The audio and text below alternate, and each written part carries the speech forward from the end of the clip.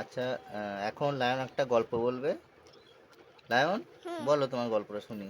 ছিল ইঁদুর। আচ্ছা। ইঁদুরটা করে একটা সিংহকে একটা সাহায্য করে দিল।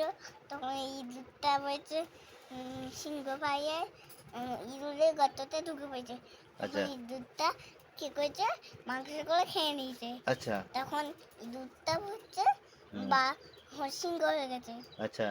তখন একটা বাঘ এসে গোয়ালে ঢুকেছে। আচ্ছা। ওইটাকেও মাংসগুলো খেয়ে নিয়েছে। ও বাঘ হয়ে গেছে। হ্যাঁ। তারপরে একটা পাখি এসে এলো আর একটা পিঙ্ক। আচ্ছা। দুজনে এসেছে আচ্ছা। বন্দুক নিয়ে এসেছে। আচ্ছা। এই বন্দুকটা নিয়ে এসেছে। আচ্ছা। তখন বন্দুকটা করে ঘুরে ঘুরে ঘুরে মেরে দিয়েছে।